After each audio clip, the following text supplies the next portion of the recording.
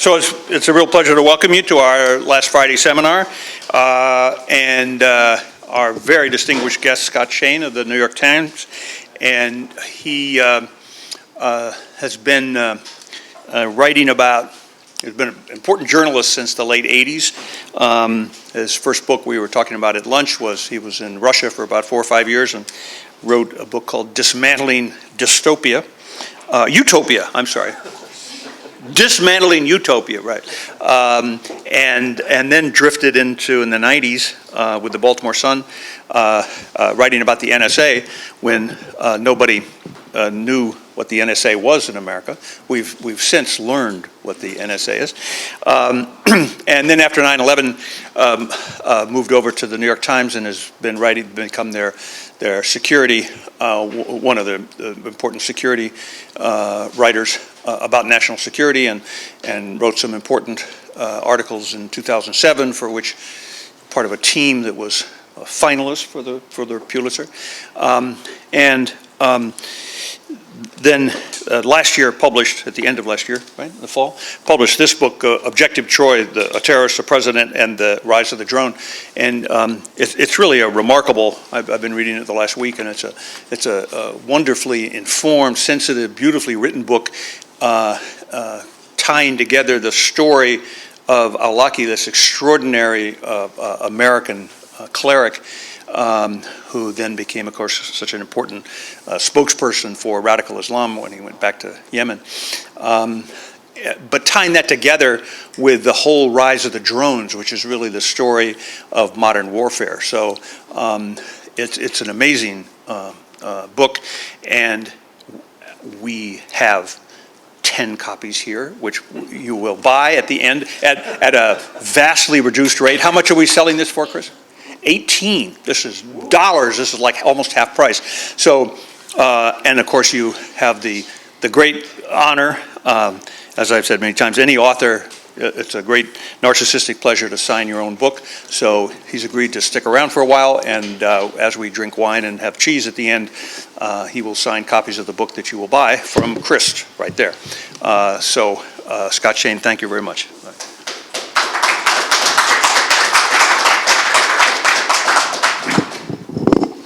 Thank you, Chuck. Thanks very much for the invitation. Got it at $18. You can buy it and resell it and make a little money, even if you don't want to read it. So it's a real pleasure to be here at this institution and to be able to talk about stuff that you guys have been studying. I will talk and show a couple of short videos and a few slides, and give you a sense of the story that I cover in my book. And we'll try and get through this in time to have a good discussion, have questions and comments, and you can challenge what I say. I would welcome that. So let me tell you about how I came to write this book. As Chuck mentioned, after I was writing from the Soviet Union as the Soviet Union more or less fell apart. And so it was quite an amazing experience, and I wrote a book in part because I kind of wanted to extend the experience and try to make sense out of it. And that's when I wrote this book, Dismantling Utopia. And I've been covering terrorism and counterterrorism for, not quite full time, but most of what I've written about since 9/11, 15 years now. So I wanted to find a way to step back from the subject and make a little more sense of it. But I also wanted to tell a story, so it might be a book that more than your professors would want to read. The two things that I really wanted to get at, one was, what makes a terrorist? What's the journey that ends with somebody wanting to kill dozens or hundreds of strangers? And then about counterterrorism, I kind of wanted to understand what I had seen as a recurring phenomenon since 9/11, which will be familiar to all of you, which is that everything the U.S. has done, or much of what the U.S. has done since 9/11, in the name of security, has also produced a kind of a backlash, to a greater or lesser degree, that has played into the hands of Al-Qaeda, now ISIS. And with the result that I think most people would agree that while the U.S. is safer from a large-scale terrorist attack than it was in 2001, there are probably more people in the world who believe that the U.S. is at war with Islam and that violence is justified in response than there were on 9/11. So in a way, we keep winning the battles, but the war keeps kind of looming and getting bigger. And I wanted to understand that too. So I had written a number of stories about Anwar al-Awlaki, and by the way, his name is usually pronounced in this country, in the media and so on, Awlaki. But in Yemen, his family and so on pronounce it Awlaki, Anwar al-Awlaki. And so I just got in the habit, so I call him Awlaki, but he's the same guy. So I found in his story both of those elements. First of all, a guy who was American and spent half of his life in the United States and was very successful and seemingly quite happy here, but who ended up spending his last years plotting to kill Americans. So he seemed like an extreme example of why has a guy taken this course. And he also addressed, as we'll get to, the kind of counterterrorism paradox, this notion that you do something, the United States does something to make itself safer, but it has this unintended consequence, which we'll get into. So but I'm going to show a little video, but let me set the stage by giving you a little bit of this guy's biography. He was born in 1971 in New Mexico, Anwar al-Awlaki, because his father, Nasser al-Awlaki, was a grad student there, studying agricultural science. The father did a PhD in the U.S., lived here for about 12 years, loved the U.S. One of the ironies of this story is that he and his wife, Anwar's parents, loved the U.S. And eventually went back after finishing his PhD and teaching for a bit. He did what he'd always intended to do, which go back to Yemen and try and help out his country. Yemen, the poorest country in the Arab world, sharing the Arabian Peninsula with Saudi Arabia, but without the oil. And now, as you know, the locus of a tragic proxy war between Saudi Arabia and Iran. If there was ever a country that did not need some richer countries to be fighting a war on its territory, it's Yemen. Anyway, so the parents went back to Yemen and took young Anwar, who was then 7, with them. He stayed in Yemen until he was 19, and then his dad sent him back to the States, essentially encouraging him to follow in his own footsteps, to become a sort of technocrat, to get a technical education, and hopefully put it to work helping Yemen. And his father went on to be agriculture minister of Yemen, chancellor of 2 universities, very prominent guy, very successful guy. And he thought Anwar would follow that same path. So Anwar started studying engineering at Colorado State University in the 90s. And alas, as will happen with kids, I got 3 of them myself, he did not like his father's career plans, particularly because he discovered Islam in a big way while in Colorado. It's funny that he came from Yemen, which is a very conservative religious place. He was not interested in religion at all when he left Yemen, but he discovered it under the influence of some older students while in Colorado, and embraced it in a big way. And so when he graduated, he did get the engineering degree, but when he graduated, he lasted in an engineering job that his father pressured him to take for, I think, 6 weeks or something like that, and said, I can't hack this, I don't like this. And he became part-time imam at the Denver Islamic Society.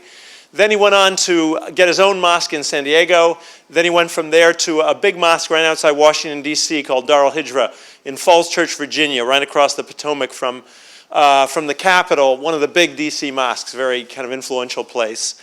And so his career, in other words, as an imam was sort of taking off. And already he arrived in D.C. in January of 2001. And so he was already establishing himself as sort of a guy to watch. He had preached at the Capitol, U.S. Capitol, for Friday prayers one day. So he was making a bit of a reputation. And then along comes 9/11. And if there was ever somebody, the right man in the right place at the right time, it was Anwar al-Awlaki in Washington, D.C. on, September 12th, 2001, because Americans suddenly had this huge hunger to understand Islam and to understand Al-Qaeda and to understand what the hell just happened. And this was a guy who was equally at home in English and Arabic and very adept at explaining things and very ambitious, loved the limelight.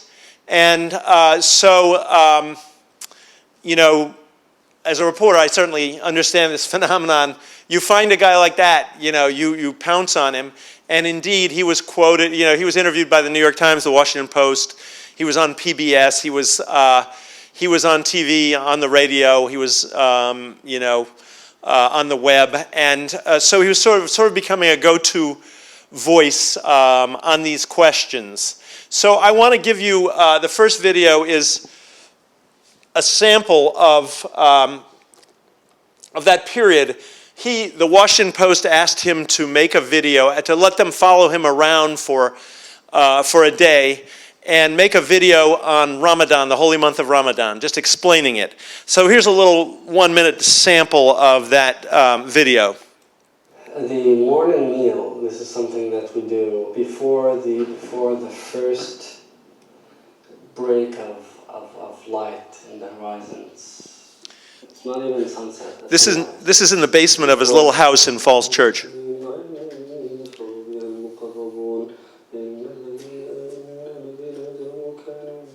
Ramadan is a chance for us to get away from the worldly indulgence, everything that is material. It's a chance for us to have a more austere life. Muslims abstain from 3 things during the month of Ramadan: food, drink, and any sexual activity. And that is from sunrise to sunset. I would leave the mosque, come back home, get some rest. Actually, I would check my email first, and then get some rest. And then go to the midday prayer, which is at noon, 12:30. Sami Allahu liman hamidah. Allahu Akbar. I think that in general Islam is presented in a negative way. I mean, there's always this association between Islam and terrorism, when that is not true at all. I mean, Islam is a religion of peace. For me personally, I don't see a difference between war in Ramadan or in another time of the year. Either the war is justified or not. Welcome. You've got mail. In my personal opinion, I feel that the U.S. rushed into this war. Talking about the war in Afghanistan. Other avenues to solve this problem. So that's sort of a sample of what he was like. Islam is a religion of peace. There's no association with terrorism.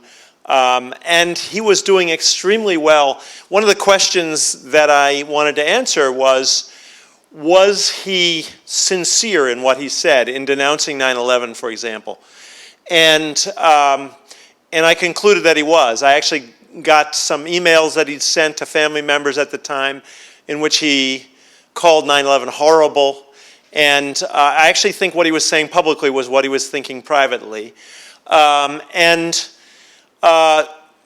But in March of 2002, he suddenly disappears from the U.S., suddenly leaves the U.S. in a big hurry. He didn't even quit his job.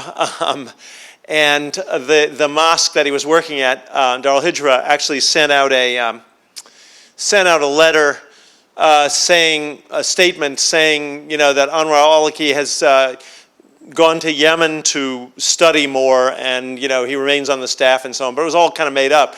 They didn't know why he'd left or why he'd left so suddenly. But the reason was I discovered that the FBI had been following him around since 9/11 because they had discovered that a couple of the hijackers, the 9/11 hijackers, had studied in his mosque, had prayed in his mosque in San Diego, and one of those and another had shown up in his mosque in Virginia. And they were worried, it was right after 9/11, they were looking for, Al-Qaeda cells in the US and so on. And they were worried that maybe Anwar al-Awlaki had some kind of connection to 9/11, was part of Al-Qaeda. So they put surveillance on him 24 hours a day. And after a couple months, they'd pretty much satisfied themselves that he had no connection to Al-Qaeda or to terrorism. But they also discovered that though he was married and had 3 kids, he was in the habit of going off and meeting prostitutes in Washington hotels every week or two. And what happened was that Anwar al-Awlaki found out that somebody told him that the FBI had this giant file on his prostitution habit. And he was a conservative preacher to a conservative congregation who saw ruin ahead if exposed, and just panicked and ran, basically. And he came back for a brief visit later in 2002, but after that he never came back. And I'm not going to go into the whole story of his radicalization, but I guess I'll just say that there was a personal aspect. For example, this unfortunate accident that sent him, away from the career that he was pursuing very successfully and away from the United States, the personal aspect of it. And then, there was also a kind of geopolitical aspect.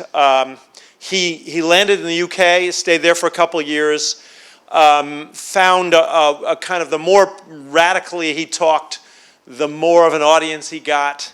And so that was playing out at the same time the US was invading Iraq. And he wasn't happy about the invasion of Afghanistan, but he clearly kind of understood it. The invasion of Iraq, I think, began to convince him that actually the US is at war with Islam. And, but also he had this, there was this enormous talent and ambition that had been pointed in one direction. And I think if it had not been derailed, if he'd stayed in the US, I mean, this is speculative, but I can easily imagine that he would have been a fairly prominent public figure, the kind of person who would show up on the Sunday TV talk shows every Sunday, and you'd get sick of him, there's Anwar al-Awlaki again. And because I think he was that kind of a guy, and he was headed in that direction. But he was completely unmoored, and he had all this talent and ambition that he needed to point in another direction. And eventually, he left the UK, he went to Yemen. As he got more radical, he attracted more official attention, both from the US and from Yemen. And he ended up a year and a half in jail in Yemen.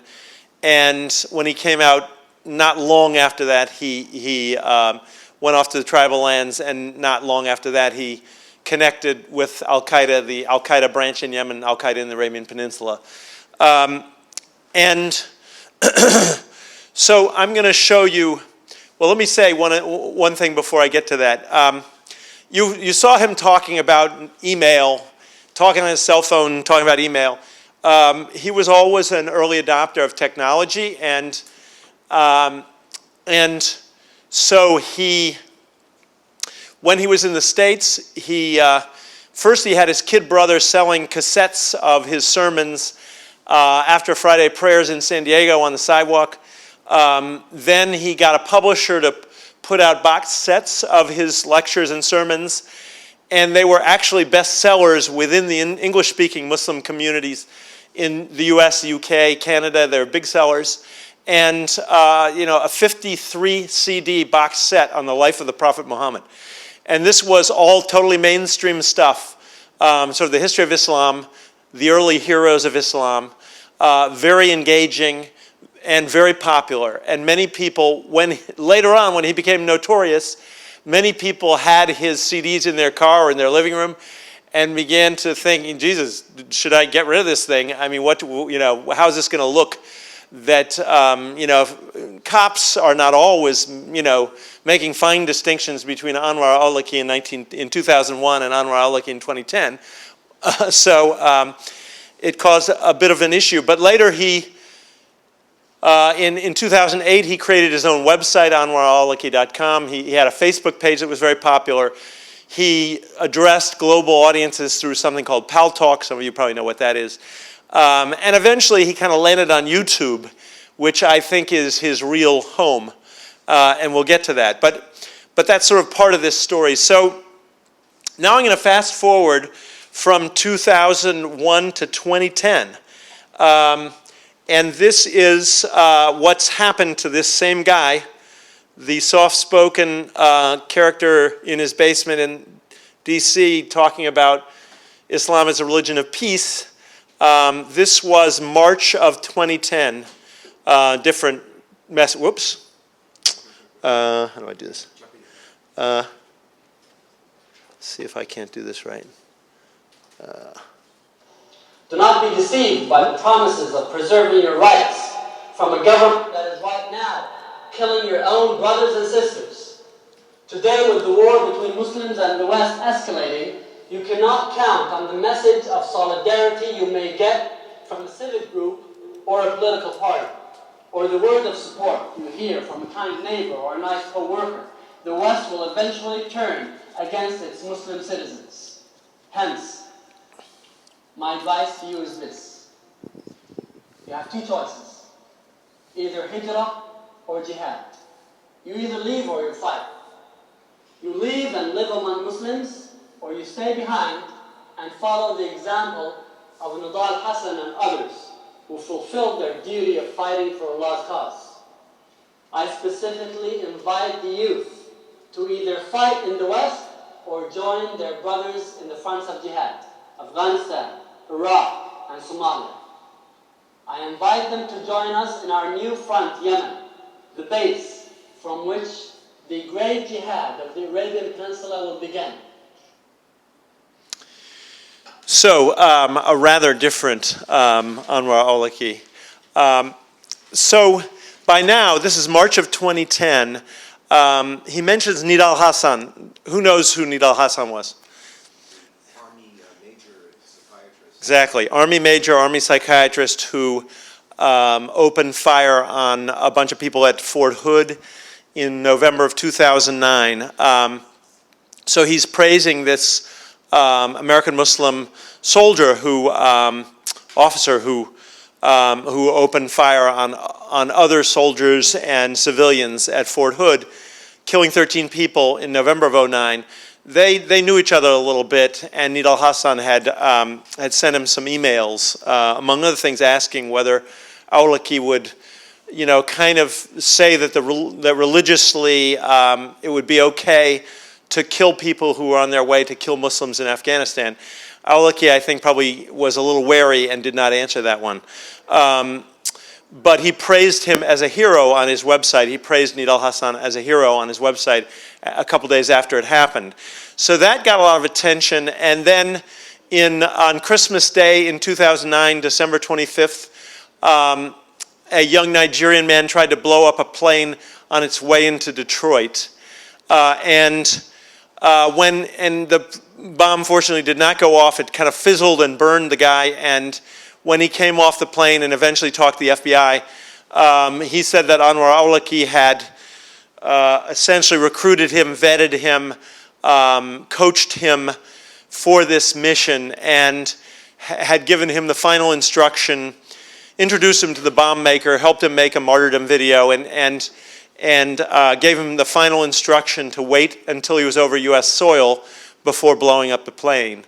So when that came out, President Obama decides that it's time to look at the question of whether Anwar al-Awlaki should go onto the so-called kill list.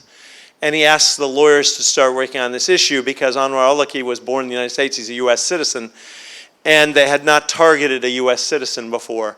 So the lawyers at the Justice Department go to work on that. So let me just take a moment to say, why did Barack Obama, embrace the drone? That came as a surprise to a lot of his supporters and actually a lot of his detractors, I think.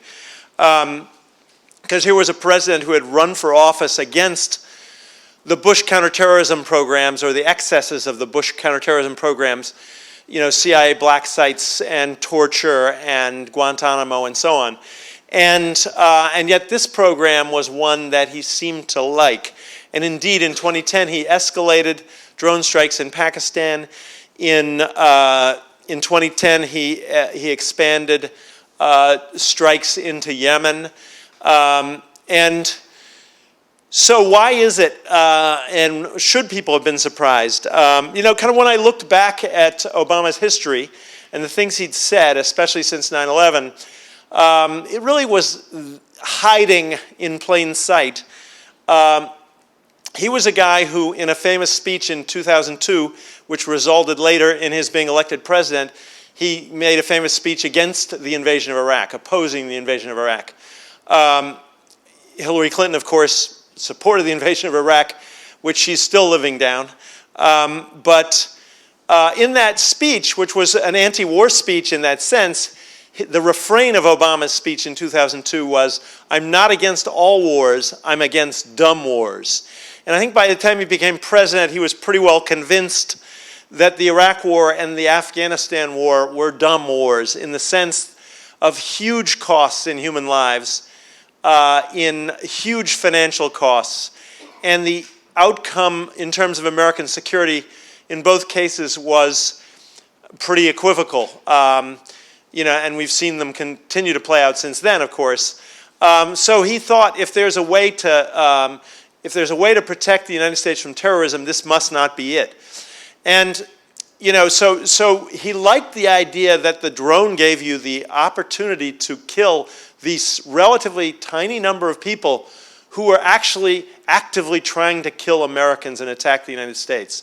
And he would often say to aides, let's try to kill the people. Let's kill the people who are trying to kill us.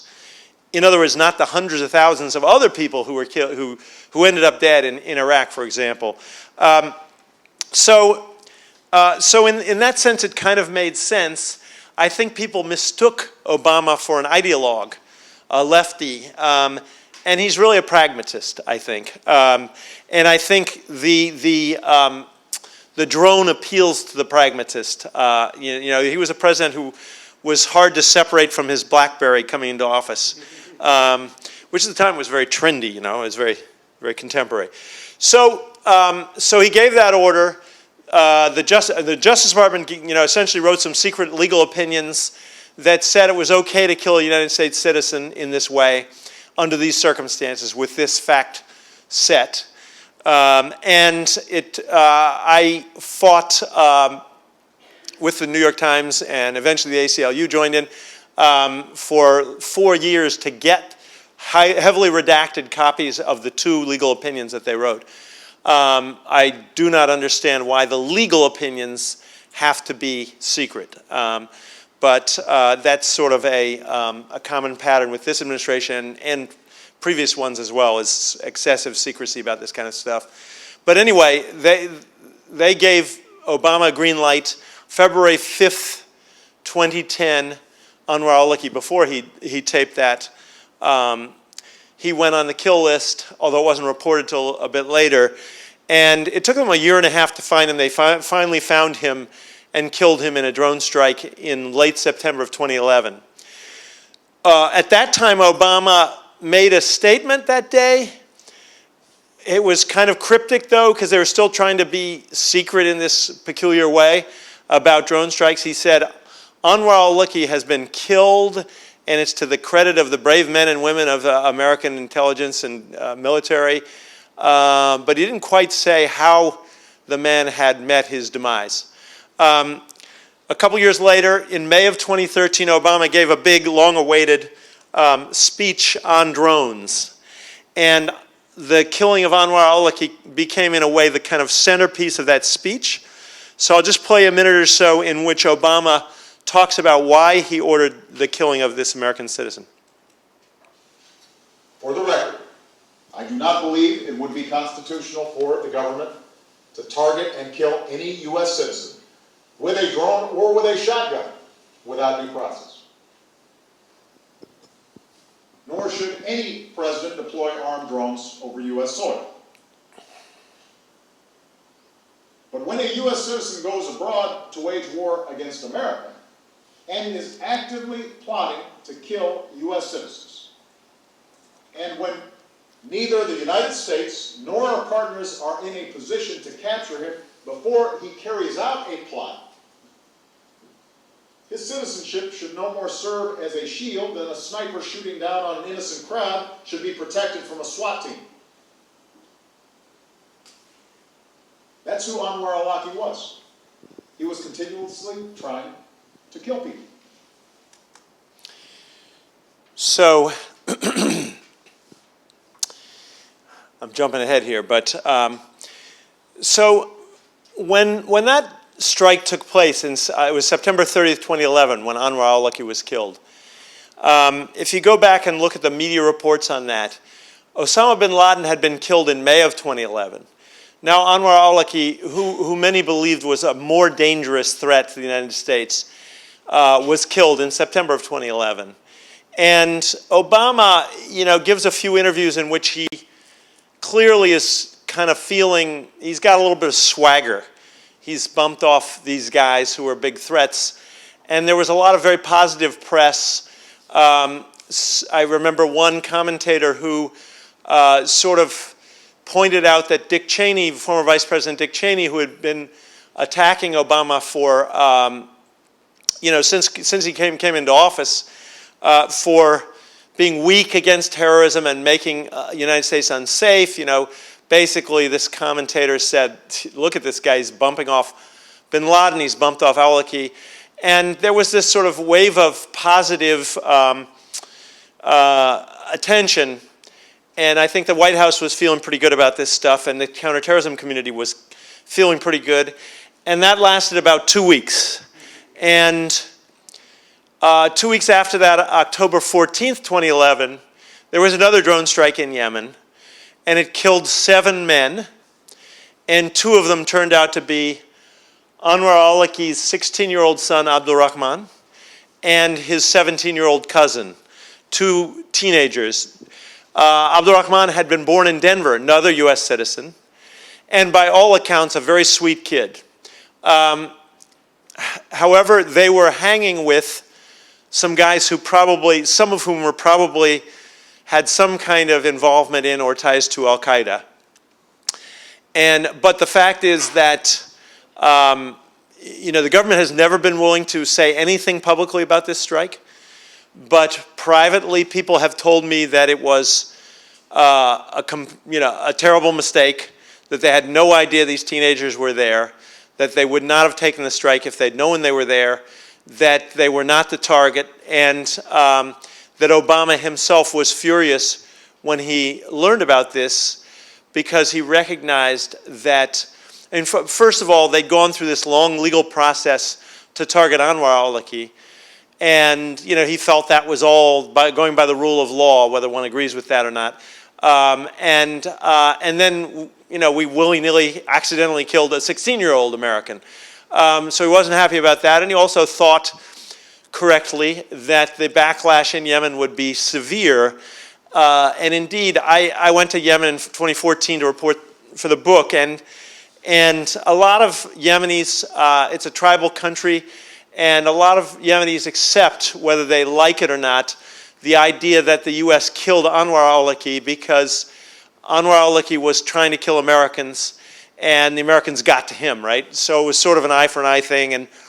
But the 16-year-old was a different story. And for a couple years after he was killed, at least, you saw posters of this kid at various kinds of demonstrations, anti-U.S. demonstrations, that kind of thing in Sana'a. in Yemen. And so that's one thing that sort of cast a shadow over this story. And I think we can talk about this if you want, but I think it illustrated very well the shortcomings of the drone program as it's kind of played out. Then something else happened that took a much longer time, and that was that the Obama administration, I don't think really had thought about this. I have no indication that anyone had really thought much about this when they were plotting to kill Anwar al-Awlaki. They just wanted to take this guy out, take him off the battlefield, as they say. And but when you kill a guy who's big on the internet, you don't really kill him in terms of his influence. And indeed, in the time since, when I began writing this book, there were, if you put Anwar al-Awlaki into the search engine on YouTube, I think he came up with about 40,000 videos. When I made this slide, it was 62,000. Today, it's, I think, 71,000. And it's basically, there are some news reports and unrelated, news reports of al-Awlaki's death that come up, but most of it is his life's work, sort of remixed, chopped up, reposted. And the thing that makes it, I think, unusual, even on the sort of jihadist internet, is that this is a guy, the only person I know of who established himself as a mainstream preacher and had a career of that kind before he was radicalized and started calling for violence.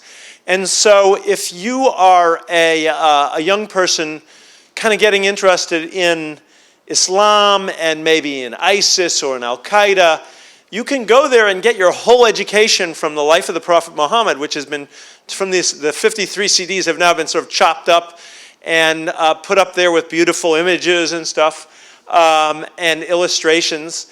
There are lectures and sermons that he gave on how, what a good marriage is. There's Islam on obesity and overeating, one of my favorites. And then there's a kind of middle period where he is, some of this recorded in England. He has one that's a kind of greatest hit that's been reposted a million times called Never Ever Trust the Kuffar, the unbelievers, the non-Muslims. How he's speaking to a British audience. So these are, it's a country that's, 90% non-Muslim or something. But so it's a somewhat dangerous message to be saying you cannot trust any non-Muslim.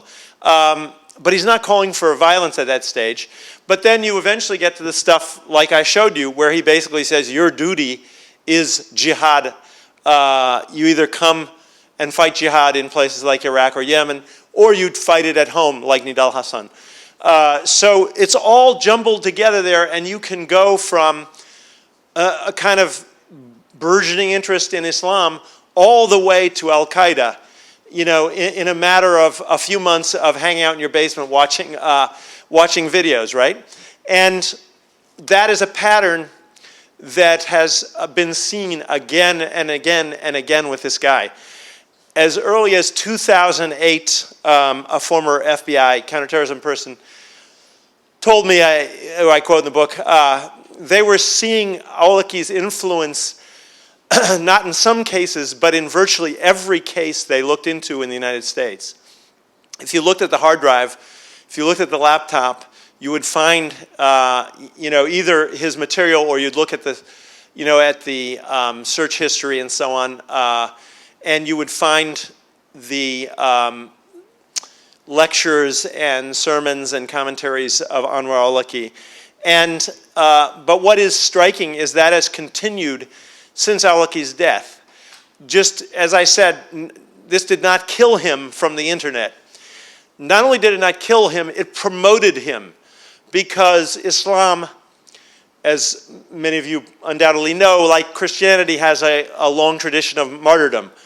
And so he is seen by his fans as a martyr, and he speaks from beyond the grave with the greater authority and authenticity of the martyr. So if you put Martyr Aulicky into YouTube, you'll find a bunch of some quite beautifully done tributes.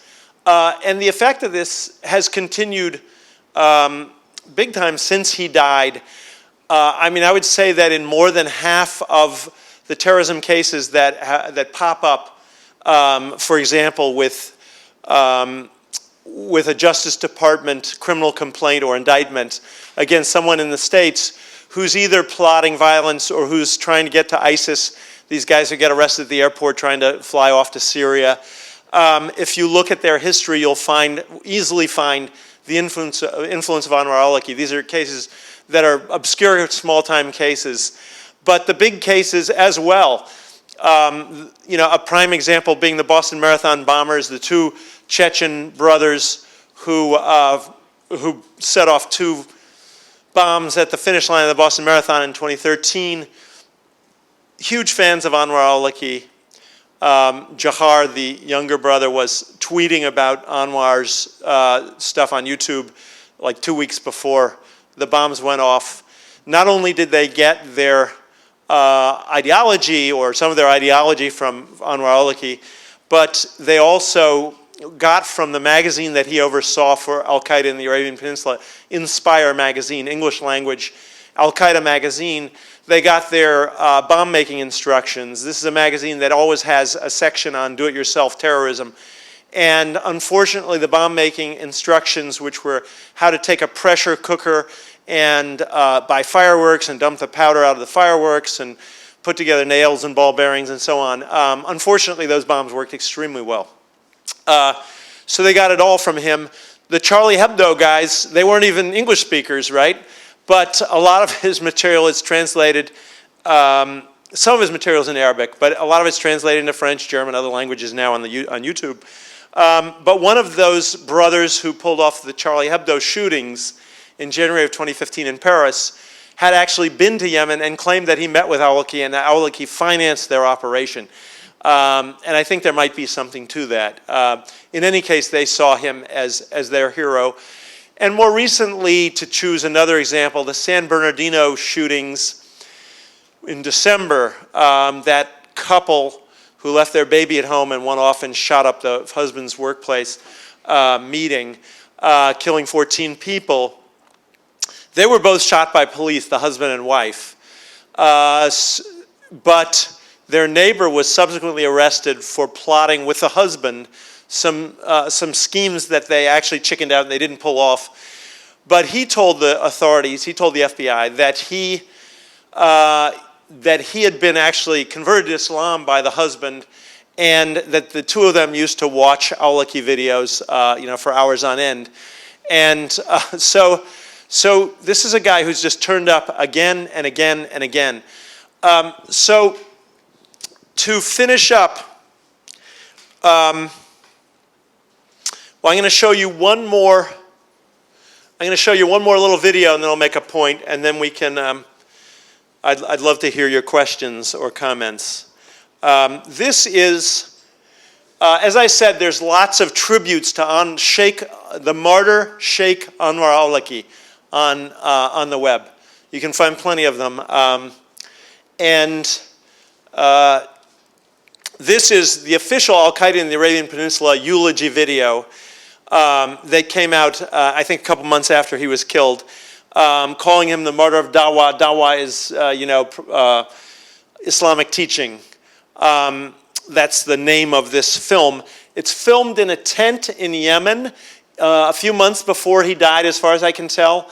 And he's speaking Arabic. There are subtitles, it may be a little bit hard to see, but he's basically quoting the Quran, and he's talking about the tree of martyrdom in the Arabian Peninsula and the ripening fruits of that tree. In other words, we in Al-Qaeda are preparing ourselves for martyrdom, and as it turns out, he was. Anyway, it just gives you a sample of the kind of posthumous tributes that you find on the web. Whoops. الشهادة كالشجرة تظهر فيها الثمار وتنضج ويحين قطاف هذه الثمار مواسم هكذا يمر عباد الله في مراحل حتى يصلوا إلى مرحلة آن الأوان أن يتخذوا شهداء. الله عز وجل يقول ويتخذ منكم شهداء. فشجرة الشهادة في الجزيرة العربية أينعت في حاتمها وحان وقت القطاف فاتخذ الله عز وجل من هؤلاء شهداء. So that's the sort of title piece of this film. And you know, among other things, just look at the slick production values. Look at the, you know, the beautiful music, the smiling countenance of Anwar Awlaki. I mean, this is really compelling stuff. And it's all over the internet, and it's having a big influence. So let me just finish by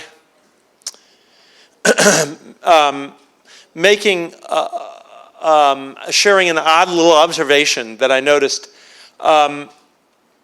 I should say that the book is called Objective Troy because if you have the misfortune of being put on the kill list, the military will call you an objective. A target is known as an objective. A human target on the kill list is known as an objective. And you're given a code name. And Anwar Awlaki, well, the code names, Anwar Awlaki was given the code name Objective Troy.